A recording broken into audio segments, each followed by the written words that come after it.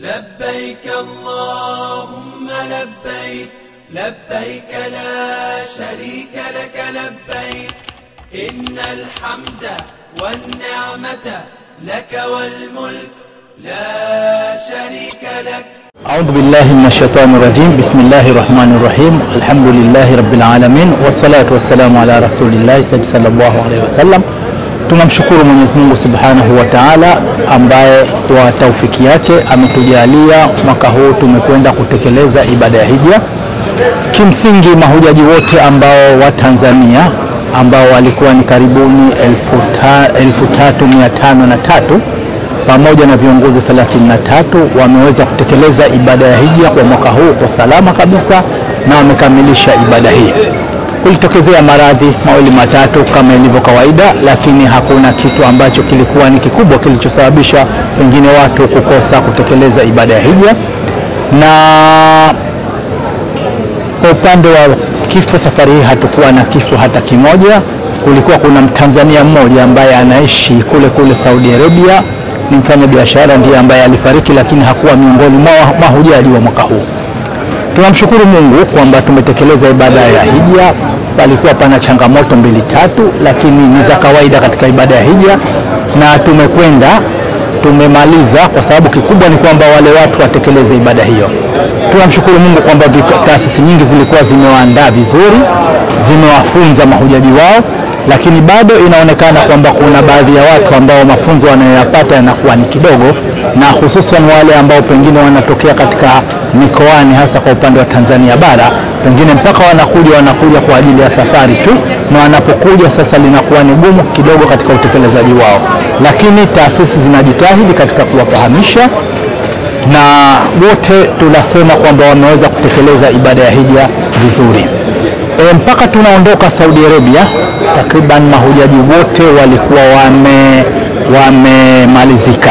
Kwa idadi ya mahujaji walikuwa wamemalizika, kwa sababu tulikwenda kuwasindikiza kwanza mahujaji ambao watawasili muda mfupi, ingawa wao walitangulia, lakini wao transit yao ilikuwa ni refu kwa upande wa Omani, na natumai watafika muda mfupi kuanzia sasa hivi wataingia Zanzibar. Lakini kwa Saudi Arabia walikuwa wamebakia kama viongozi watano. Kuna viongozi watatu wa Bilfa ambao wapo, na kuna viongozi wawili wa taasisi ambao hao wamebaki kwa shughuli zao tu, na baada ya kumaliza hija pengine wanapendelea kubakia. Kwa hivyo tutasema kwamba rasmi kabisa masuala ya hija kwa Saudi Arabia tumeyafunga, na tayari tumekwenda katika sehemu zinazohusika kueleza kwamba mahujaji wote wetu wameshaondoka Saudi Arabia. Tunachoweza kusema kwamba kumalizia ni kwamba watu wajiandae vizuri, na tunapozungumza sasa hivi ni kwamba tayari utaratibu wa hija wa mwakani umeshaanza.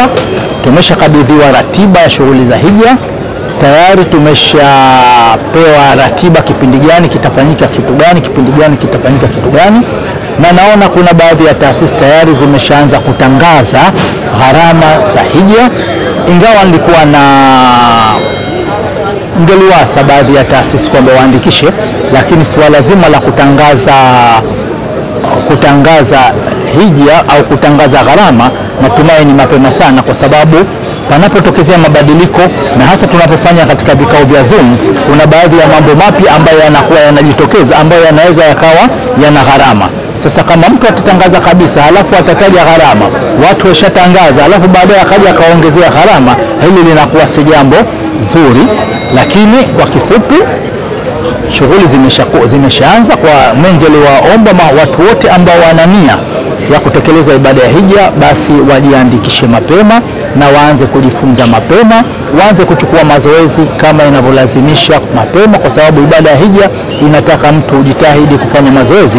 Vinginevyo unaweza ukawa kuna baadhi ya ibada zikakushinda, au hata pengine wengine ikawa kuna masuala ambayo wanaweza wakayafanya, lakini tu pengine yakawapelekea wawe hawayafanya. Kwa upande wa elimu, kuna elimu za namna tatu pengine naweza nikasema.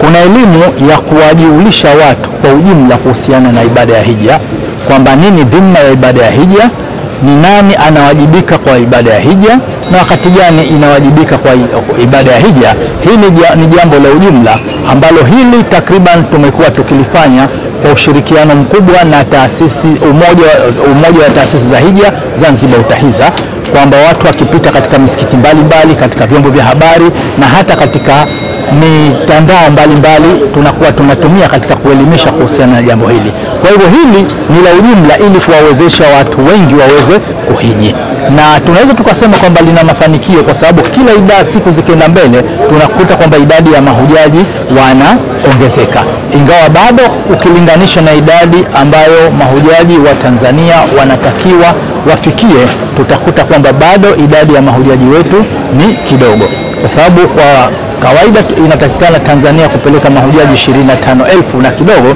lakini bado mpaka mwaka jana tumepeleka mahujaji 3,500. Kwa hivyo hii ni idadi ndogo sana ukilinganisha na ile kota yetu ambayo tunastahili kupewa. Kwa hivyo hili lina mkakati wake, na tayari kwa upande wetu tumeshajiwekea mkakati wa kuona nini tufanye, ikiwemo kwenda kuhamasisha suala la hija Tanzania bara, na hili litafanywa kwa ofisi kuu ya hija ya Tanzania kwa kwenda kutoa taaluma. Tumekusudia kwa mwaka huu tufanye makongamano katika mikoa minne ili kuhamasisha suala hili, lakini kwa upande wa Zanzibar vile vile tutaendelea nalo katika kutoa elimu. Ya pili ya hija ni ya kuwaandaa watu wanaokwenda kutekeleza ibada ya hija.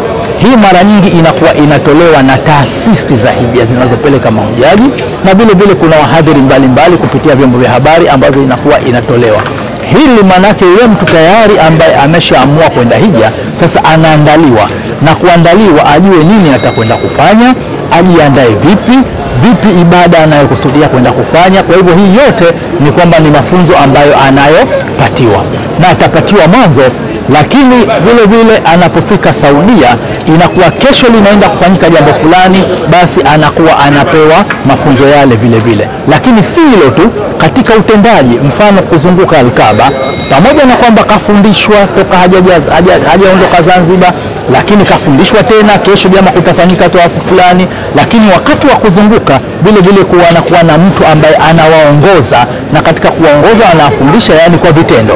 Kwa hivyo yote haya ni katika kuhakikisha kwamba mahujaji wetu wanatekeleza ibada yao kwa ukamilifu.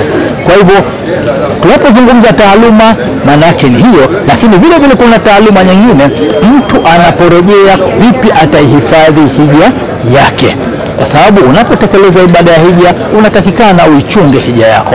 Kwa hivyo yote haya ni katika mambo ambayo yanahitaji taaluma na yanahitaji mtu kuelimishwa vizuri.